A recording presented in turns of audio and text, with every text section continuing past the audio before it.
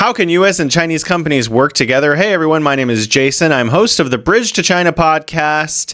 I'm originally from sunny California, now living in beautiful Beijing. Today's guest is CEO of Blue Diamond Artisan Strategies, U.S. veteran and former Marine David J. Carlson. David's academic achievements include a BA in political science from the University of Minnesota and an MS in security strategies and technologies, with dual graduate certificates in advanced international affairs focusing on intelligence and counterterrorism from Texas A&M University's Bush School of Government and Public Service. Now he and his partner's company offer guidance on navigating the cross-Pacific business environment. Welcome to the show, David. Thank you for having me. It's good to be here. Yeah, I'm excited. We met in Fujian at a conference, and we met in Chufu at a conference, and I'm really excited to have you here. Mm-hmm. You know, I noticed that you're obviously in China. Before I get to the questions, could you tell us a little bit about your experience of coming to China? Well, the conference in Nishan, I thought is very eye-opening. There's a lot of conversations. There's a lot of curiosity about just Americans. It was my second time in mainland China, the first time in a decade. I've now been there twice this summer, but I found the people to be just as warm and engaging and curious as when I went there in 2012. A lot of people wanted to have conversations, a lot of questions, a lot of focusing on what we can do to move the relationship forward and building bridges. There wasn't a whole lot of Americans there, as me and you discussed.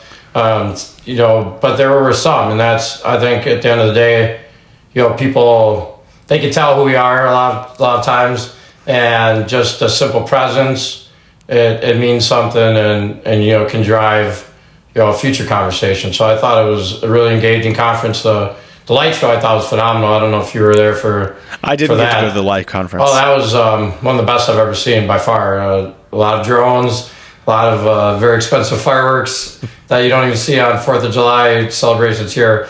And it was just a regular, event. They really did a phenomenal job. So, met a lot of people from Japan, Philippines, China, around, Eurasia and Asia Pacific, Africa. It was a good experience. I'm glad I went. So I wanted to ask you, you kind of are somewhat of an expert on Chinese and U.S. companies. What do you see are the current trends in business cooperation between Chinese and U.S. companies? I've thought a lot about this, particularly today. It's a tightrope, and I think there's dual messages on both sides. There's the messages for the domestic audience, some of which are more intense.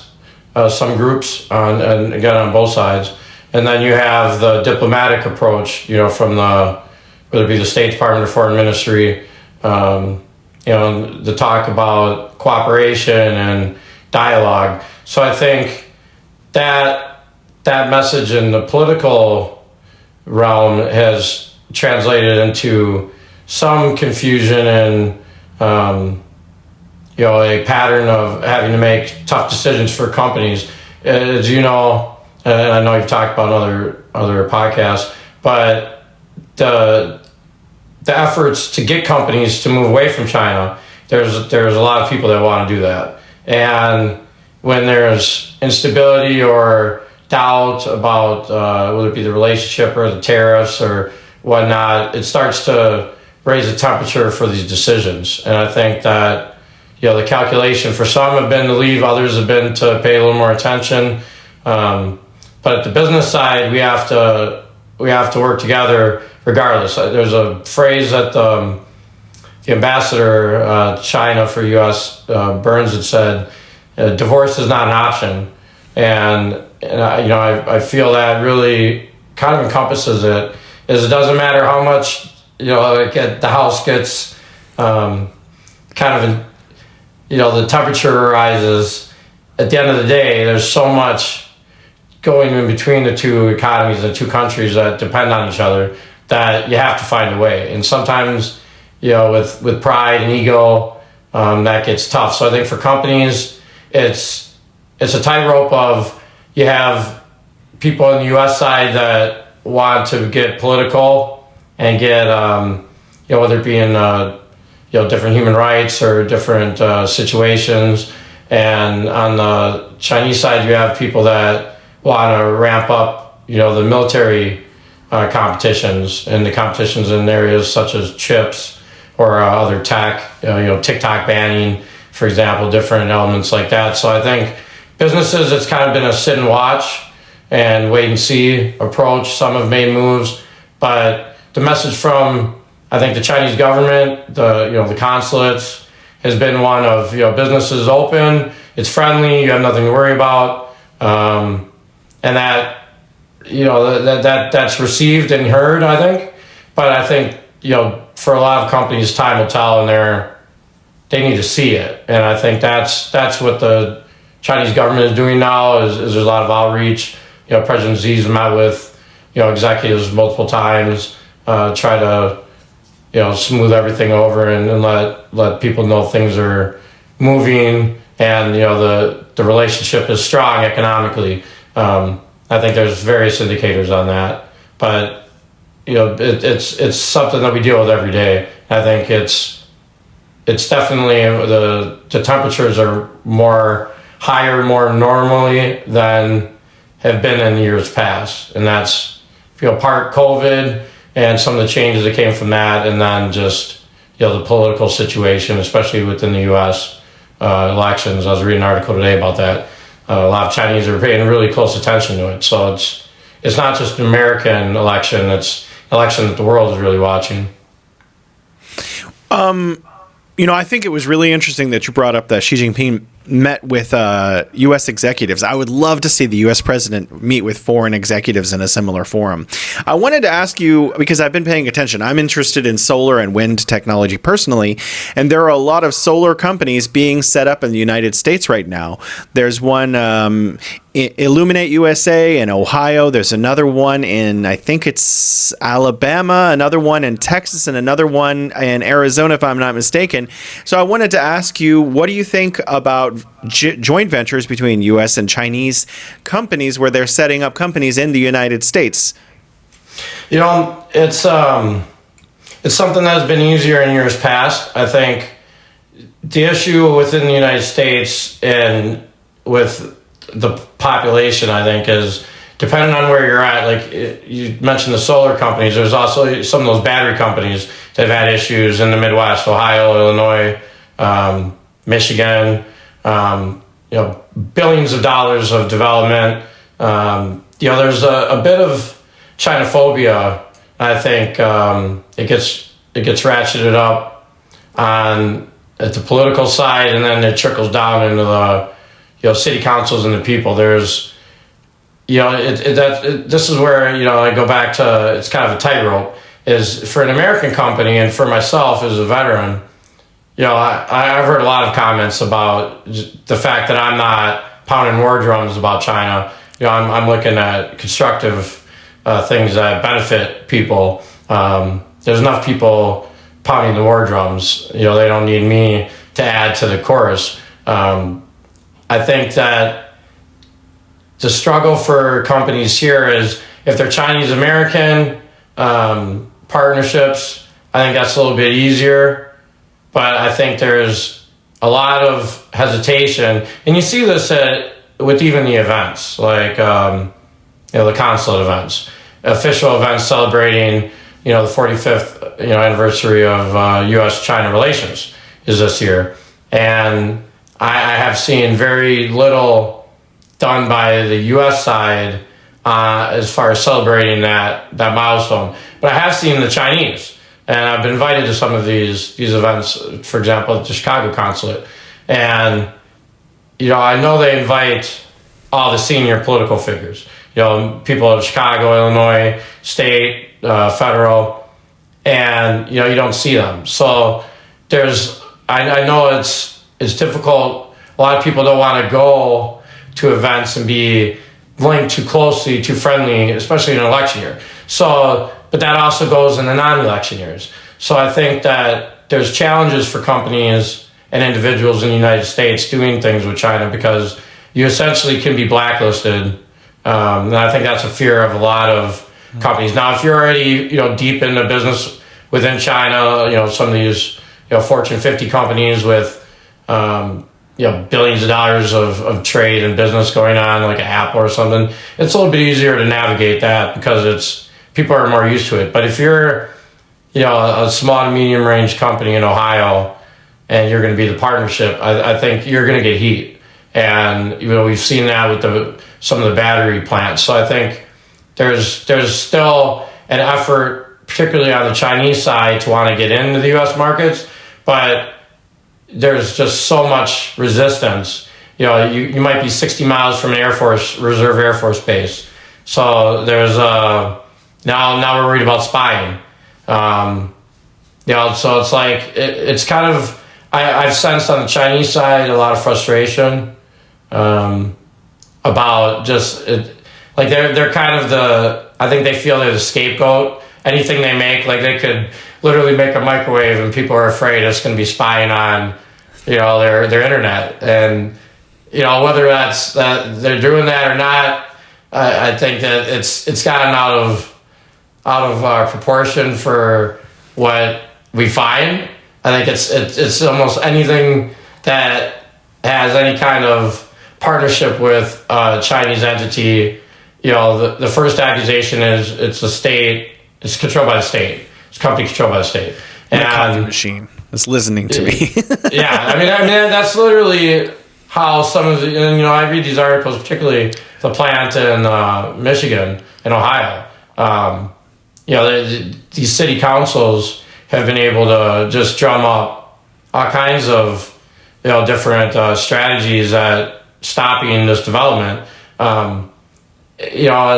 It's frustrating on the Chinese side, but it's a lot of American jobs too.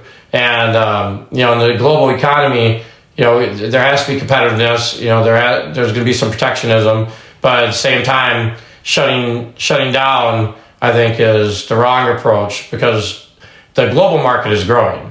Whether it be Middle East, Africa, Central South America, throughout Asia, there's plenty of places to sell products. Obviously, the U.S. is still going to be premier spot, but there's other options that I think checking out, whether it be in business deals or partnerships, not encouraging those things. I don't think it's positive. I think it doesn't help for the long term. I think it's probably mainly serving short-term political purposes to show that you're the toughest. And I think a lot of times politicians and elected officials, it's almost like a run to the corner of where the hardest Chinese government or anti-China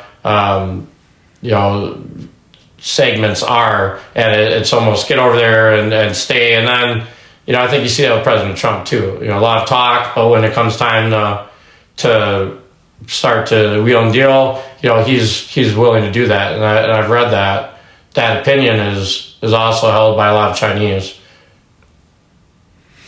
As an American living here in China, I have to say, I love Chinese food, but I also miss American products. So I use a lot of American products. I use a Gillette to shave. There's obviously Hilton's here, and Hilton's expanding. I do go to Starbucks and other. I consume a lot of American products. KFC's big here, Burger King, McDonald's, all of these things.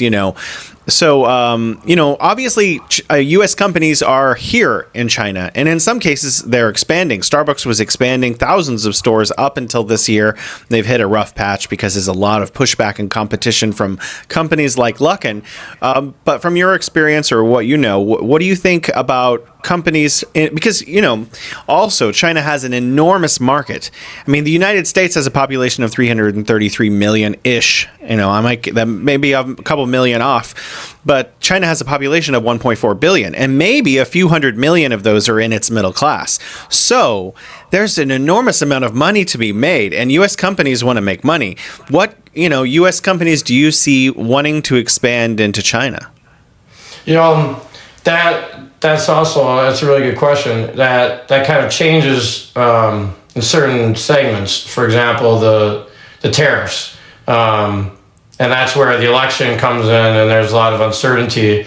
I would say companies that are more on the fringes of whether they want to expand or not are going to be waiting. Companies that already have, like there's some biomed companies, I've seen reports on 60 Minutes and such, partnerships that are growing, but the tariffs are an issue. The resistance to the Chinese products. A lot of people talk about like the cars, like BYDs and whatnot, and they've kind of made a inroad in Europe, and a lot of people are worried about that for the United States. So I think companies that are in areas that are safer are looking to get in, like a Starbucks. There's gonna be competition, but Starbucks sells experience, as I've seen described. And, whether it be Nike or the Jordan brand. I was walking around and saw a Jordan brand store. Apple. There's just so many companies that are ingrained in the Chinese life, and they pay attention to trends, and they got their own trends, and they kind of build off of American trends, make their own, and there's this like mixing.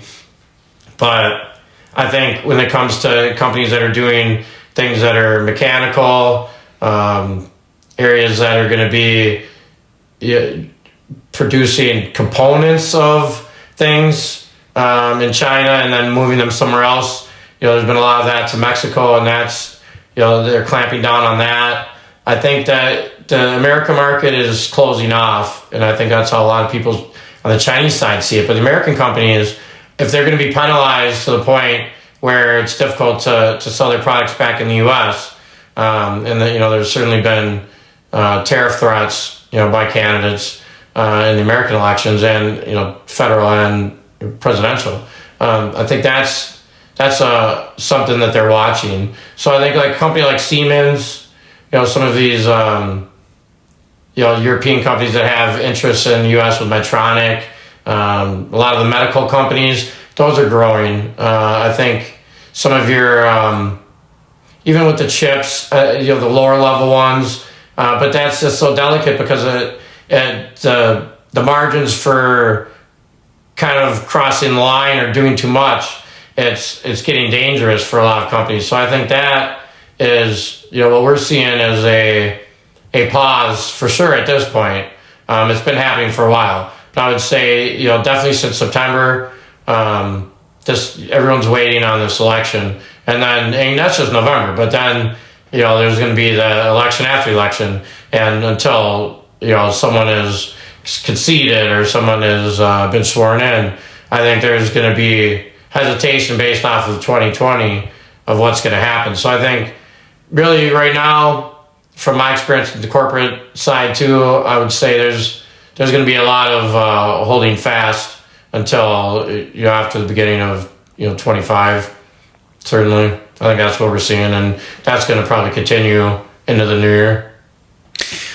Well, that's really interesting that you bring it up. I think you kind of answered my next question, but I'm going to ask it anyway. So your company, Blue Diamond Artisan Strategies, helps companies in both countries who are trying to parlay, and not just into China, but into greater Asia, mitigate risks. So what steps can companies in both countries take to navigate these political uncertainties that you've just mentioned? I think first of all, you have to decide what your goals in the company are. Like, are you a social company that takes stands on issues? For companies that want to be, a lot of people use the term woke. I think you find trouble because you can only prosper in China so much and be so critical. I think that's something that is just a reality. When you're pushing the line, I think that we found companies that have had issues, whether it be a closer eye into their operations, or having to speak with authorities, or there have been all the ways up to offices raided, situations that have been high profile. So I think the first thing is, are you gonna get involved in Chinese affairs? One thing I think, perhaps you'd agree, the Chinese like to see, they like to pay attention to what's happening in the world. They like to see themselves as an arbiter, where they look at it very, holistically, and they don't try to take sides. And I think that whether the actions and the words align all the time, they don't like taking sides in the affairs of some of these other countries. You see that with some of the responses in Taiwan today. Some of the analysis is it was a soft response not to evoke a strong response in the American election, right? So they're cognizant of that. And I think that they don't like to see, whether it be companies, politicians, individuals, necessarily weigh in heavily on their domestic issues as well. So I think companies have to make that decision first and foremost, is if you want to be extremely woke about Chinese issues, you're going to have problems. And secondly, I think, you have to get involved, whether it be on the U.S. side for Chinese companies. It's a phrase I've coined, the Toyota model. Toyota, a Japanese company, had high negatives at one point in time. Long story short, I think they ingrained themselves in American communities that they operated in, particularly in the South, that weren't always friendly to Japanese manufacturing. But, they tried to make these products American-made products, essentially. And I think the Chinese would try to do that, perhaps with some of the products that they want to make. But because of the differences in the governments, the way that it's seen, they have not been successful. For example, like BYD. Like, you don't have BYD plants in Alabama making cars, parts of the union, whatnot. That just hasn't went that way. So I think for companies that are getting into China, you have to know the role that they like the companies to respond. And for companies on that side, I think it's important to Americanize your operations as much as possible. Be involved in Little League.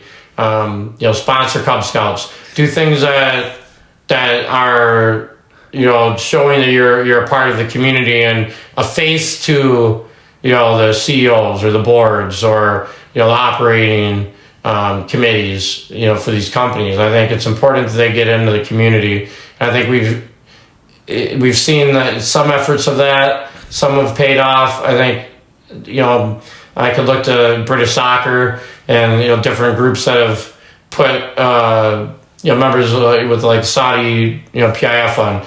The people they've chosen, they think will do well in those roles to represent these foreign entities. And I think for the Chinese, it's the same.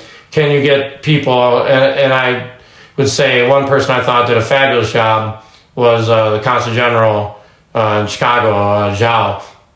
He just his time just ended, but he struck a really good chord with a lot of the people that he interacted with on the American side, and I think he was a good spokesman for the relationship and moving forward and building. And sometimes it's difficult for those people to stay in sync with they have to stay in sync with Beijing, but what they're saying is directed for an American audience. What's being said sometimes, whether it be in a China Daily or in Chinese publications, Chinese and domestic media, sometimes it's a little more coarse. So I think those things are some of the challenges. First and foremost, you got to stay out of the politics, and you got to stay out of the hot button issues. The Taiwan in particular. It's tough to navigate. I get asked a lot of these things, and it's my feeling is I'm not a diplomat. I'm not the president.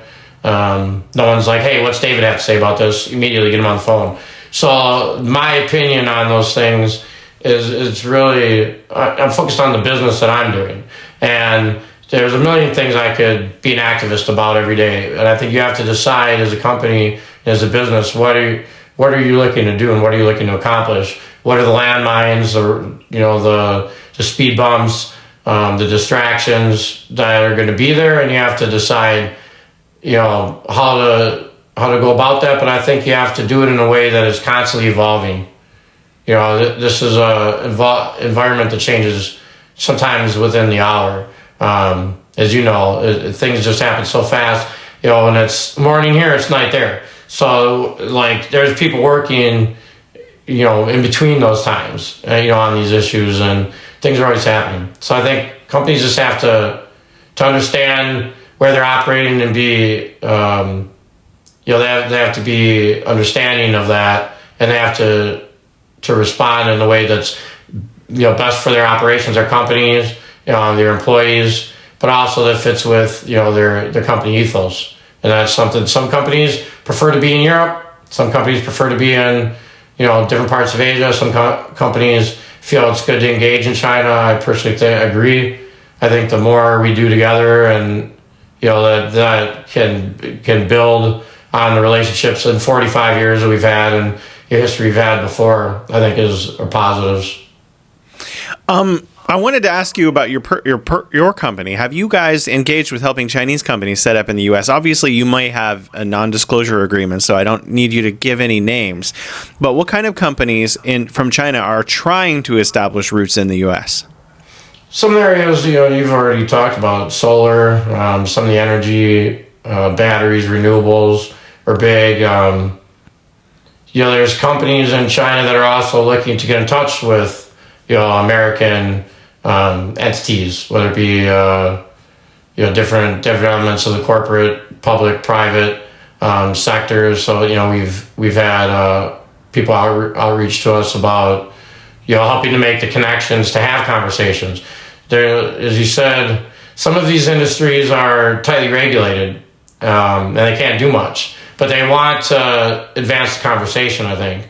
And we've heard some of that too. So, I think this year has been, it's been our second year with this venture. It's been really a build the foundation and build upon it. We were going to have an event the next couple of days, actually, in Dubai. We postponed that for next year just because of the multiple complexities with the Middle East right now.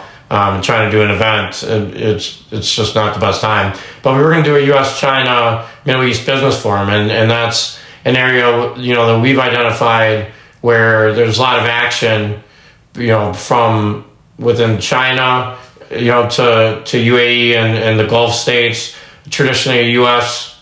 kind of stronghold of allies. They've tried to play, have relations with both sides, and that's been a challenge for the U.S. And it's been a challenge for the Chinese to do that in a way that doesn't raise too many alarms by the Americans. There's nothing wrong with having good relations with other countries. It's the role of the Chinese government to their people, just like the U.S. Government to the American people. But I think there's the competition with the Belt and Road. I happen to think that, as you said, you got 1.5 billion people in a diaspora of tens of millions. You're not going to move that. Like that's an immovable object. They're going to remain. They're going to be here. They're engaged. This is the world we live in. So something like Belt and Road, a thing that companies are reaching out to us about is how do we get involved? How do we get a piece of the action?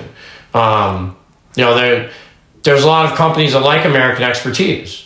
But there's only so many Americans engaging. So we also, on the American side, have companies that are, contacting us and saying, hey, how can we make these connections in the different provinces or with different Chinese partnerships? And, the government has tried to make things easier for American companies like Shanghai with some of the initiatives there. I know other parts of the country. Hong Kong still remains kind of like a semi-independent like beacon of action where it's like the gateway into China. It's a special administrative region. So I think, there's a lot of differences. You're not dealing with China. And I think a lot of people think that it's just like dealing with Beijing. And it's not. Hong Kong has their own government.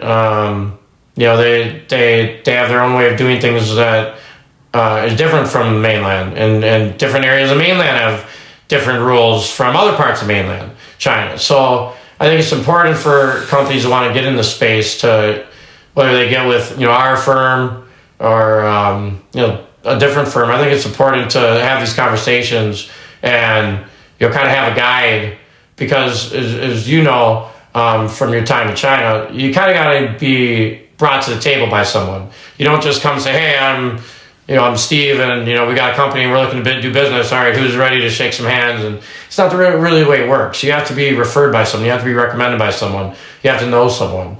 That's just the way I think Asian cultures in general do a lot of business. I personally like it because I think it rewards relationships. It's not always about the money.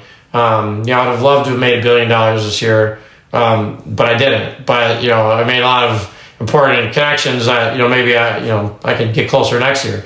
I think you have to do the work. And with Chinese, they want to see boots on the ground. They want to see you interacting. And I think that's why it was important for me and you to be at that event. And I heard that from a lot of people. Like, people just like seeing that there's Americans that care, and that want to work on things. So I think there's a lot of wait and see on both sides of the aisle with companies, but I think there's a lot of optimism. We just sent two pandas are on the way to Washington, D.C. right now. That's something that I've certainly suggested, with the Chinese and this year of increasing panda bears and those types of soft diplomacy actions. It raises the awareness of the cultures, and I think that I had that early on in my life. And that has probably been important as I've went through my career, and my willingness to engage with people from different countries, different backgrounds, different religions. And I think that those types of cultural exchanges, and President Xi's talked about it, President Biden, we have to do that. And I think that something as simple as panda bears, they're captivating, beautiful animals. I just happened to see one. I was there on a birthday for a panda bear in Xi'an in August, so got to celebrate the birthday. They had a bamboo cake, so it's just cool to get to do that type of stuff and share it on social media, and just show that there's people out there having these conversations. There's an effort by the people and the businesses, because we still have to deal with each other no matter what the politicians say. So I think there's that. There's what the politicians and the leaders say, and then there's, people like you that are broadcasting to the world, from China. You might be the only American a lot of people talk to, in a day. I think that you're like your own little diplomat, and that's how I kind of feel traveling around. Is we represent something greater at times. So those are all important things that I think should continue. I just want to mention, who doesn't like pandas? I mean, right? they're like giant cats or something. I mean, I think eventually we should just clone them, and everyone should have their own pet panda. Who wants? They're just so adorable.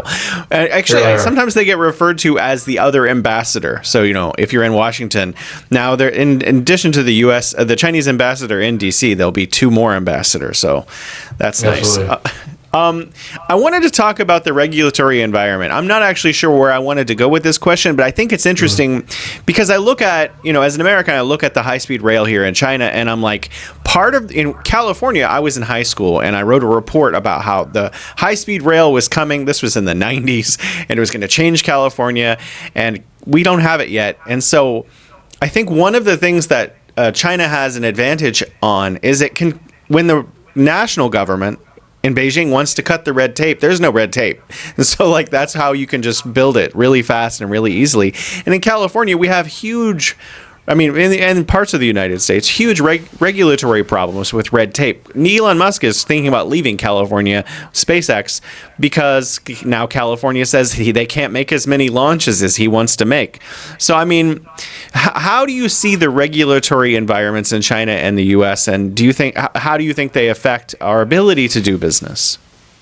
I think they're making it very difficult. You have to think about, a lot of these companies, how many components for parts that you get. You might get, you might not exactly know where everything kind of completely comes from. And I think when you might be getting 30 different components from 30 different parts of China. You package that all up and send it to, Texas to be put together, a few more things added, and you get, a car, or you get a solar panel or whatnot. There's a lot of fear because it doesn't take a lot to be put into sanctions talk, and I think that's where and you get different things with the war in Ukraine, situation with Israel, accusations the Chinese are selling military equipment. Then people are sanctioned to Hong Kong, or people are sanctioned to mainland. Then there's retaliatory sanctions. I think it's created an environment where on the U.S. side, there's still a lot of business and things are still getting pushed through. But like the battery plant in Illinois had more success than the one in Michigan so far. And that's been in large part because Illinois has been able to kind of push that through with Democrat, held state legislature and whatnot. So I think they've been able to drown out a lot of the noise. But there have been a lot of ventures that have had to change course or just abandon ship. And I think that's a struggle because in the U.S., with our elections kind of changing all the time, every 2 years you might have different House representation, Senate, and then there hasn't been a lot of changes, I think, between the Biden and Trump policies on China. I think there's been a lot of talk about how President Biden kept a lot of it, but I think the Chinese feel that President Trump is more predictable and easier to work with. I was reading that today, and I think that's the conversations I've had. So I think the regulatory environment has been difficult, and I think there is a hostility towards Chinese products in the U.S. I think there's less so in China towards the U.S. From my impression, from being there twice this summer, I think that it's more hostile on the U.S. side for doing things. The Chinese side is just difficult to get in. It's not necessarily hostile. It's just difficult to get in. When you get in, then it's different challenges. But if you have a good plan, you have the right pieces in, I think you can be successful. On the U.S. side, you can have all of that present, and the politics steps in. Like I said, I think one of the kind of the issues with the Michigan plant for the batteries was it's like 90 miles from Reserve Air Force Base. You could probably almost drop a pin almost anywhere in the United States and be within 100 miles of some kind of reserve something installation. So I think it gets down to a question of what is safe. Like what can we use that's Chinese without a fear of being spied on, or people have issues with the cars that it could be controlled from somewhere else and essentially kill switch or something, and catastrophes. Certainly that can happen from within the U.S. That can happen anywhere. So I think there's kind of the boogeyman. I was thinking about this question. I knew you kind of asked it.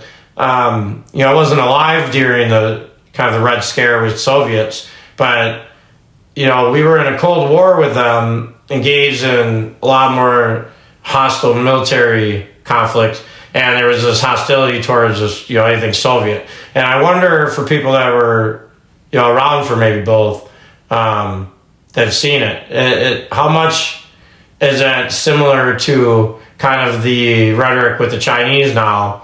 And there's this relationship where we're partners, we're friends, we're competitors, we're adversaries. Different.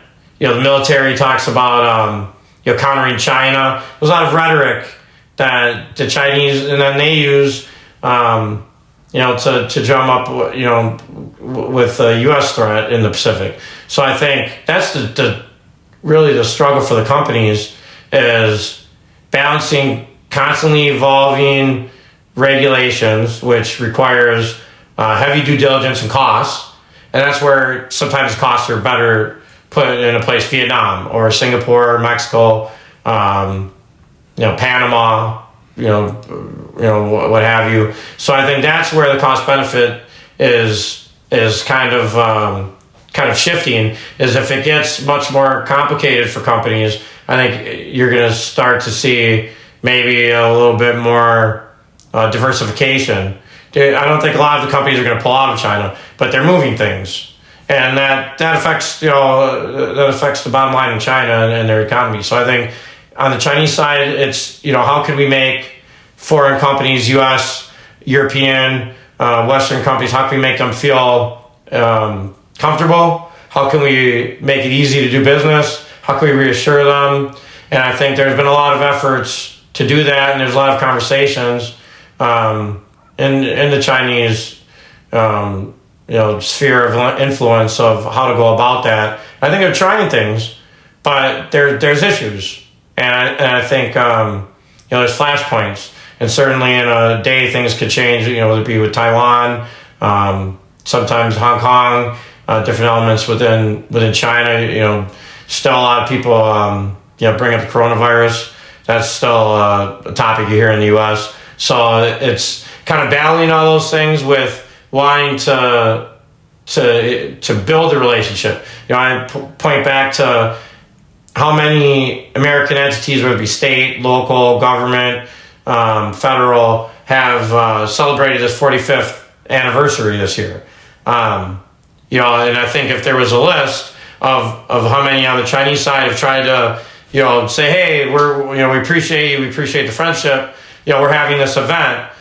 On the U.S. side, there's been a lot less, and that's because there's a hesitation. Sometimes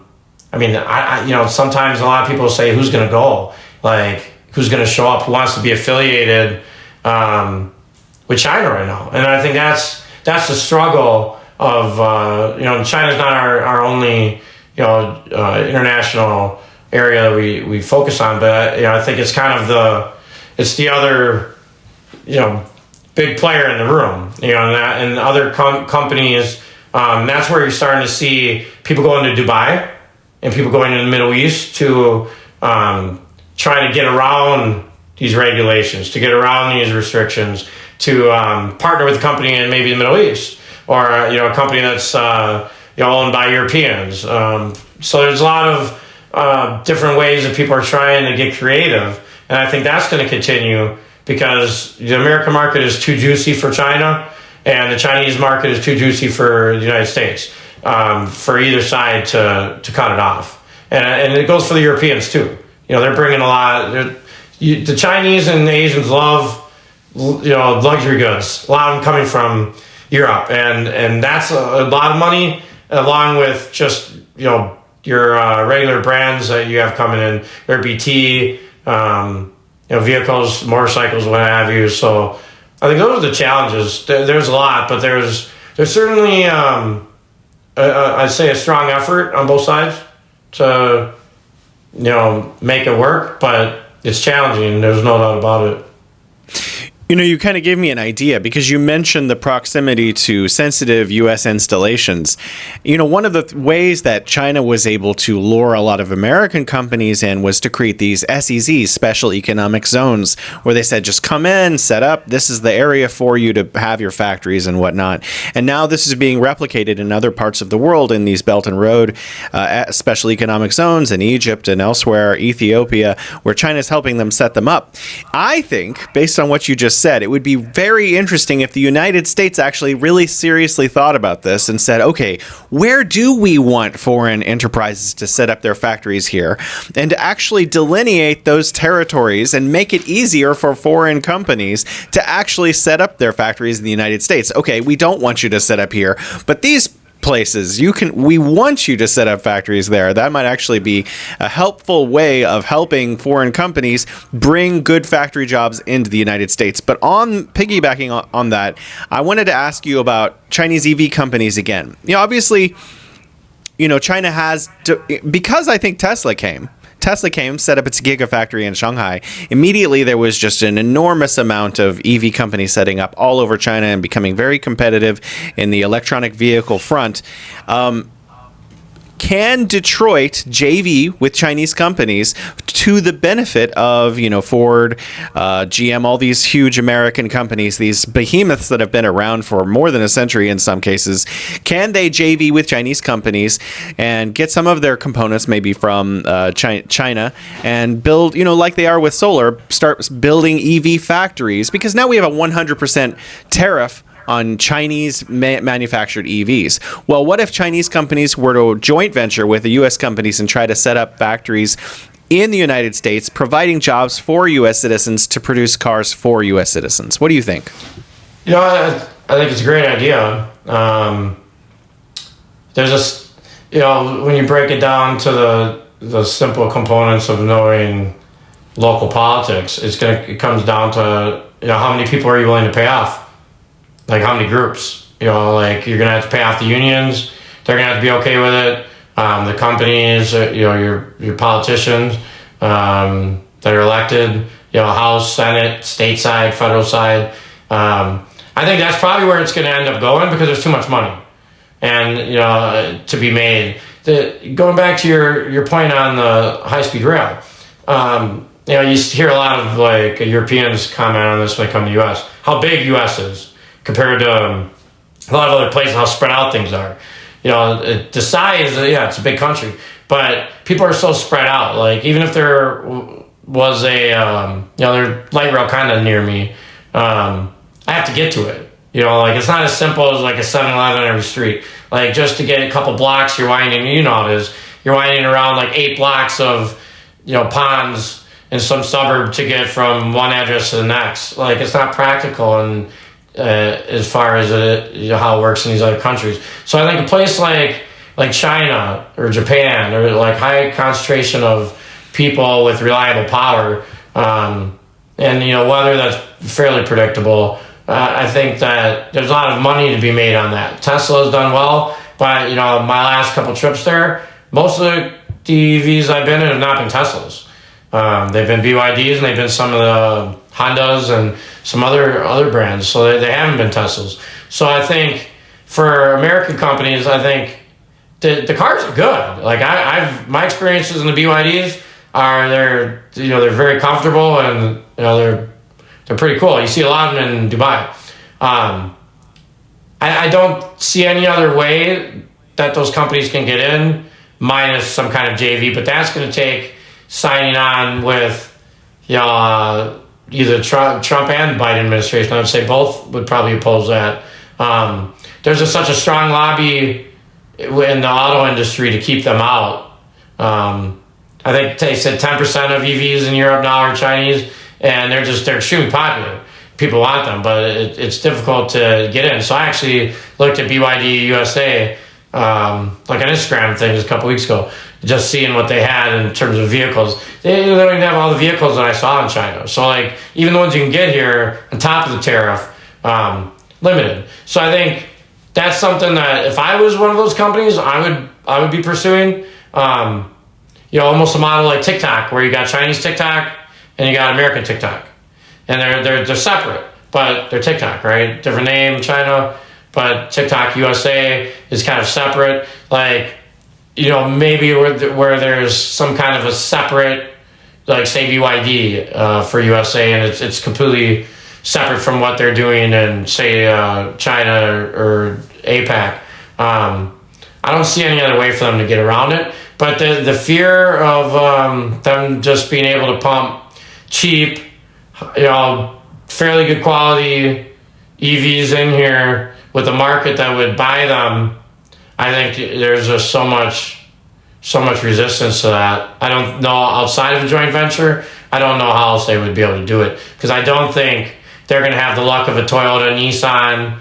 It's just it's viewed. I think the argument is that those companies don't have to turn profits because the Chinese government just backed them.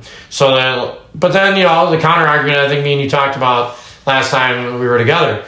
Has the U.S. government not backed some of the U.S. companies before, right? So you hear Chinese point to these things where they're like, okay, you guys say we support these companies, but did you not support Ford or GM or Chrysler or different American manufacturing companies multiple times in the last 24 years? And the answer would be yes. So I think that's where the politics come in. And I think if there's there's a phrase you're familiar with on the Chinese side, win-win deals and like win-win propositions. And I think for the Chinese, the struggle is how do you get a win-win where you're able to get in the market, you're able to make some kind of profit, you're able to appease the American auto working industry, the politicians and other people that you need to sign off to be able to go from the situation now of basically no access to a situation where, GM, whether it be GM is a parent brand or something like Chevrolet is, in a joint venture with BYD, and they make a Chevy BYD, line of EVs. I certainly think it could be prosperous for both sides. I just don't know how they get to that. Maybe after this election, I would say the Trump administration would probably be more friendly to it. But, you got to have the buy-in from these Midwestern, auto plants and unions. And that's been a lot of the problem with the batteries. So kind of where we were talking before. Are you in the little leagues? Are you, softening, the resistance and creating some allies and, some you got to throw some money around. You're gonna have to get ingrained. And I think that Toyota model I speak of, I say it has to be a hybrid model, because even after World War II, the Japanese are still, I feel, there's a more warm opinion of the Japanese enterprises than there is the Chinese. And I think that is something that's just a reality. So things like Panda Bears, they help. Exchanges, they help. Chinese sports players coming here. I said when I was in China last, the gymnast with the medal, she's very popular, obviously in China, but she's popular here. Like, she probably should be over here. Like, you got to get, those are opportunities you have to, take when the American people are kind of fixated on something. We have short attention span. But when there's something we like and we're like, we want more, I think that's where you have to be, nimble and see the opportunity in things. And that's where, whether it be panda diplomacy, whether it be, some of the movies and like the video games they're making, recently have gotten a lot of attention. You got to get some of those things in the mainstream, and you got to integrate into the American culture. I think K-pop has done that pretty well. A lot of and that's translated into other Korean enterprises being able to have a little bit more access. So sometimes, it's the little things that open the door. And I think that there's just so much frustration on both sides that a lot of times the little things aren't good enough, and then we shoo them away.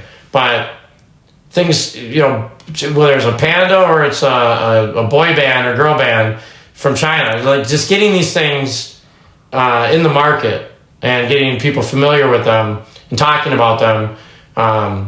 I think those are the ways that you kind of soften the image, and you make it more possible for those types of JVs to happen, and there to be maybe more free trade.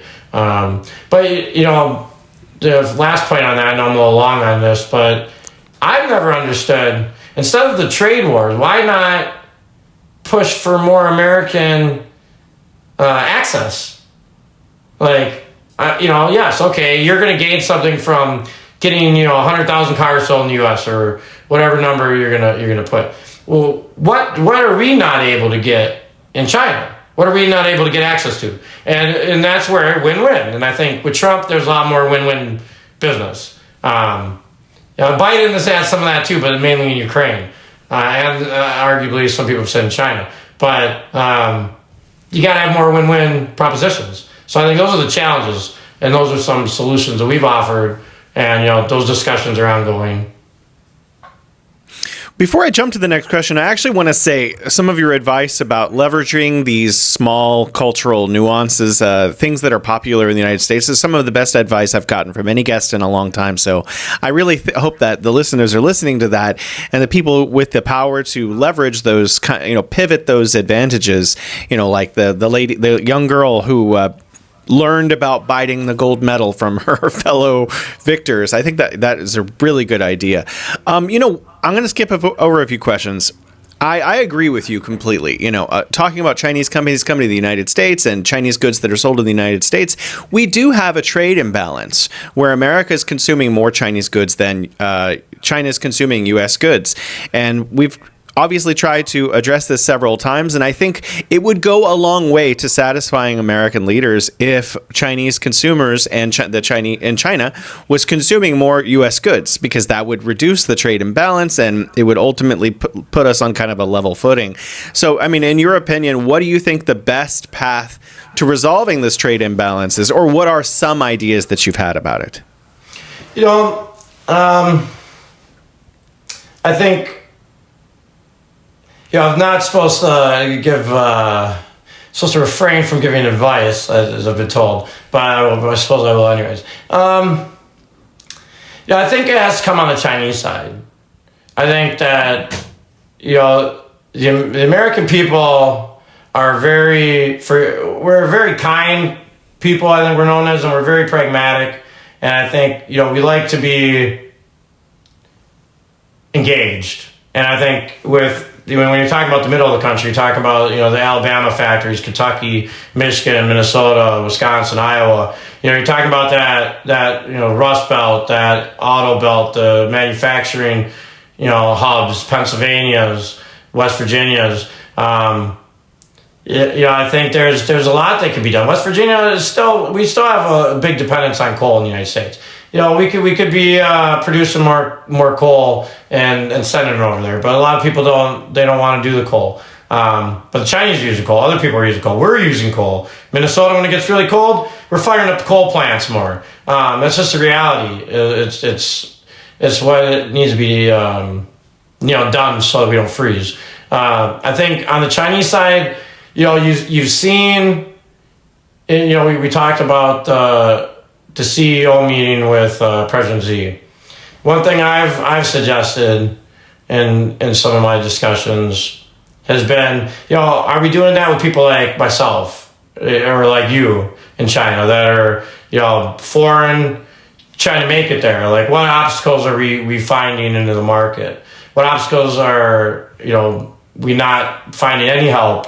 Where is the help difficult to access? How much does the Chinese want to embrace us and bring us in? I'd love to, create an office for our firm in Shanghai. Are the resources accessible? I think showing to kind of assuage a lot of the problems that people are having in the business community, and for people that are smaller like myself, when we see, the guys on Fox Business, the big whales saying that they're worried, that translates down to our level, right? Because these guys got million salaried analysts telling them, do this, do this, do this. Okay, well, that's what they're saying. I'm listening to that too. So I think it's not just, you hit the top, you hit the middle, you hit the bottom. You kind of got to talk to everybody that's engaged, whether it's, people that are traveling, whether it's people like you that are on, cross media, people like myself that are kind of cross business. Are we meeting with them? And even on the side, I think the consulates can do a lot. Within the United States, the Midwestern consulate, I know is, started to do more events now that COVID is past. Are we doing events to reach out to American companies? Are we hosting events? And that would go for any consulate, and that would go for the American, chambers of commerce and whatnot in Shanghai or Beijing or Tokyo or any place. What are we doing to reach out and bring people like us in that we could start talking to people, and then that kind of creates some momentum for things. So I think what the Chinese can do is just engage with American entrepreneurs, engage with people that want to be there. Hear what problems they're having, see their operations, really get down to kind of like grassroots politics. And I don't know how much of that is Chinese tradition, right? Like what you think of, like, if I was campaigning in Iowa, like, what is that? What would you have an image of what that would look like? I have an image of what that would look like. Is that something that, they could do more of kind of getting down and, rolling your sleeves up and sitting down and listening to people like us and what challenges we're facing. And, how to, one thing Dubai is doing a lot of is, going after proactively these companies. Like, they want you to come. And China wants that too. But I think they can be more assertive. I think they can really be more, they can take the initiative more in these areas, because I think on the U.S. side, I think it's just so delicate for American companies and they don't know where to go. It's difficult, budgeting. Do they have a budget to explore into China? And if they're going to explore in Asia or Asia Pacific, are they going to explore China? Like we've talked about, there's a lot of, complications right now. So if you've only got a small budget, are you looking at Singapore? Are you looking at Vietnam? Before you even look at China. And that's where Hong Kong has been positioned as like kind of the go-in-between. Like, you're here, you have access to the market. So I think utilizing Hong Kong is a beacon of kind of economic openness. I think that's something that there's been a big effort in, and I think that can go a long way. President Xi talked about bringing 50,000 students to China in 5 years. Can we do that with entrepreneurs? Can we invite people like us and connect us with the right people? The UAE is doing that. Oman, Qatar. There's an effort in I'd say Japan, Vietnam, Cambodia, Laos. The thing that China has is it has an established pipeline that none of these other countries they don't have as smooth. They don't have the credibility and the infrastructure. Like places like India, there's pockets that are maybe to that level, but the whole is not. So I think China still has an advantage against all these emerging countries, is that we've been doing it for 25, 30 years, solidly. Efforts have been made for almost half a century at least. So I think the infrastructure is there, the operations are there. I think for the Chinese, it's just getting access and outreach, and then I think a lot of the geopolitical areas, a lot of the flashpoints, do they all, sometimes in world history are more chaotic than others, and adding to it, whether it be on the U.S., be China, North Korea, situation in the Middle East, the responsible nations, there's a responsibility to not add to the flames.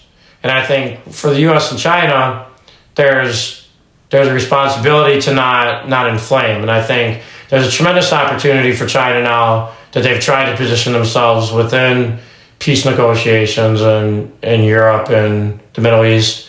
And I think that, personally, I'd like to see the U.S. engaged as much on that. But both sides, including the parties that are fighting, to have a moment where enough is enough. And I think people are seeing what is victory. And I think in Ukraine you're seeing for the most part a stalemate. In Israel, I was reading the article today. China's positioned itself. It was put in I think it was a Reuters article as their Muslim brothers, their Middle Eastern brothers.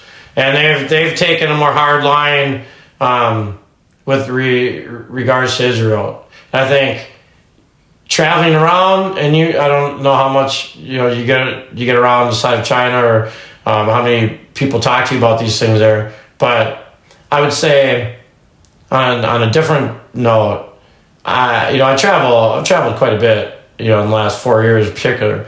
The last year has been by far the most hostile. Is American traveling. I think a lot of people want to talk about the situation in the Middle East.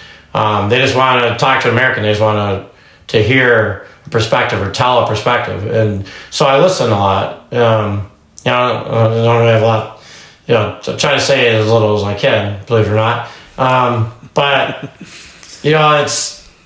it's a situation where there's just so much suffering going on that I think it's hurting America's stature.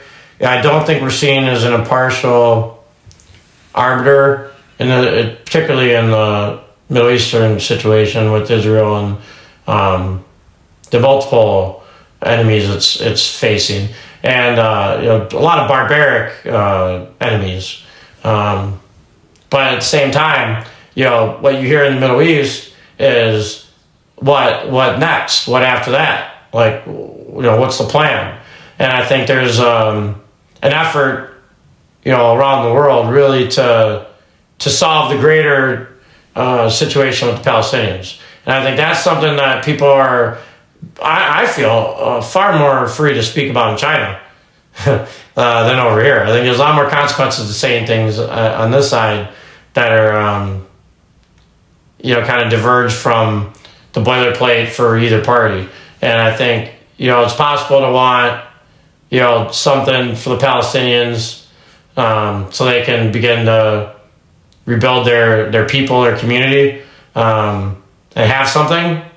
And also want Israel to be secure and Israelis not to be terrorized and the killing to stop. And I think you're seeing that in both the Eastern European theater and the Middle Eastern theater. And that is at the crux of the competition between the U.S. and China. Is, there's a lot of countries and a lot of people in these countries, and the opinions are shifting because of the loss of American credibility on some of these issues. And that's just the way it is. And people don't like hearing that, but I'm hearing that from, I'm walking around, like I'm on the street, I'm at the cafe, I'm getting coffee, I'm eating, I'm talking to people, and I'm hearing it from all kinds of different types of people. So I think that when America is looking at how to counter the BRI, the BRICS, which Thailand's a part of now. Thailand's a friendly country to the U.S., friendly country to China in a lot of ways too. They're in a delicate position too. Same with Vietnam, Singapore. A lot of these places are, and that's kind of where our company fits, right? But I think for the United States, we have to handle some of these global challenges. So, like you said, where do we want to invest foreign? Where are our resources going, right? Chinese got Belt and Road. What do we have? What are we offering? We can't just offer aircraft carriers anymore. I think there's more that is asked of a country, and I think that's where the United States is.